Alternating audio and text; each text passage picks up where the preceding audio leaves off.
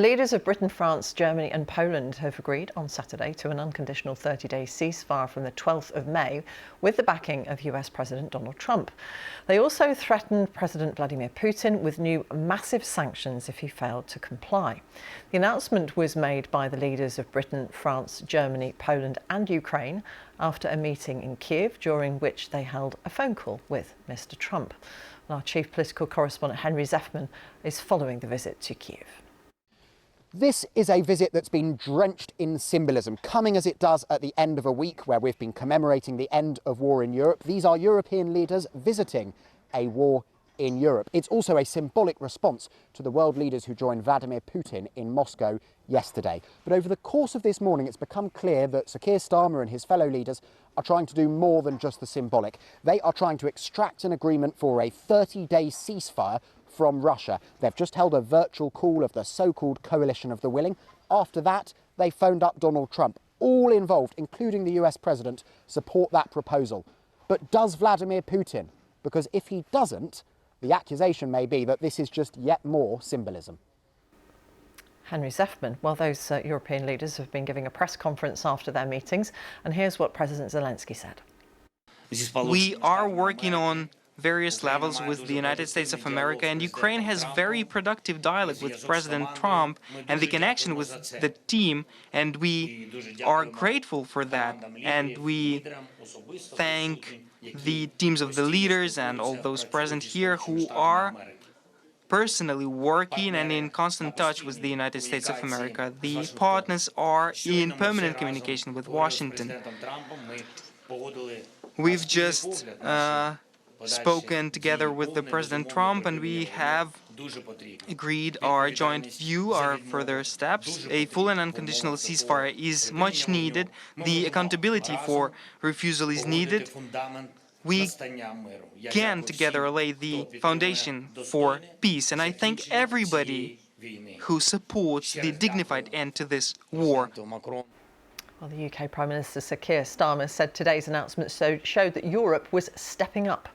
All of us here, together with the US, are calling Putin out. If he's serious about peace, then he has a chance to show it now by extending the VE-Day pause into a full, unconditional 30-day ceasefire, with negotiations to follow immediately once a ceasefire is agreed. No more ifs and buts, no more conditions and delays. Putin didn't need conditions when he wanted a ceasefire to have a parade, and he doesn't need them now.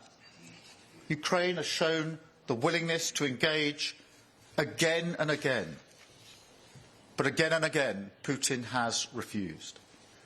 So we are clear, all 5 leaders here, all the leaders on the meeting we just had with the coalition of the willing, an unconditional ceasefire, rejecting Putin's conditions, and clear that if he turns his back on peace, we will respond, working with President Trump, with all our partners.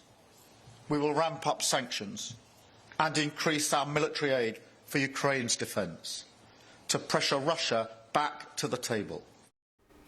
Sir Keir Starmer. Let's speak to Jim Townsend, former US Deputy Assistant Secretary of Defence for European and NATO policy.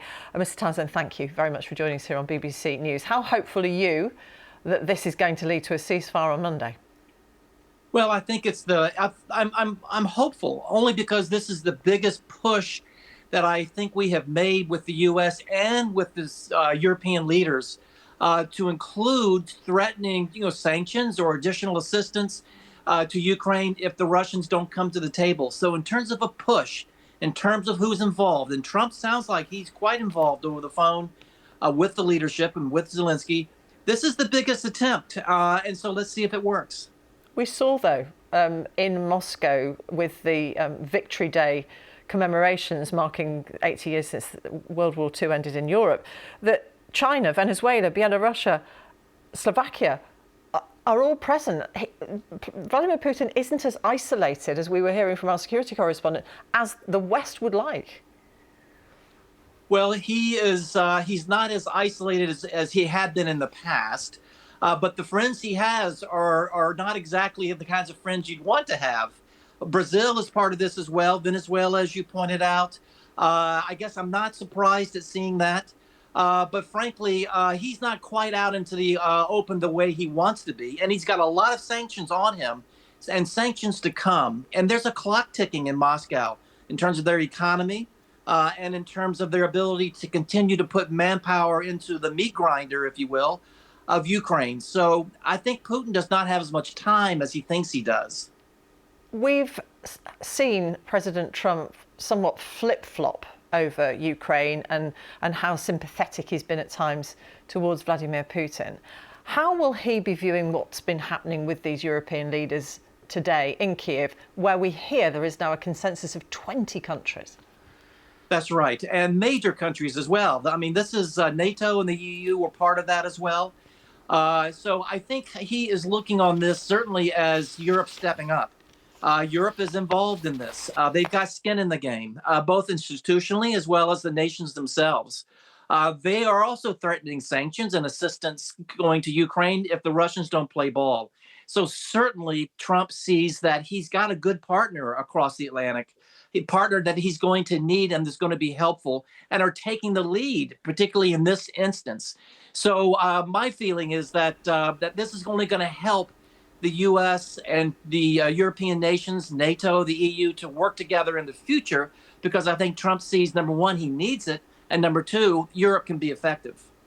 Jim Townsend, former US Deputy Assistant Secretary of Defence for European and NATO policy. Thank you very much for your insights, and there's much more on those talks that have been taking place in Ukraine. On the BBC News website, there's a live page up and running which will fill you in all of the details of what has come out of that meeting of those leaders. This is BBC News.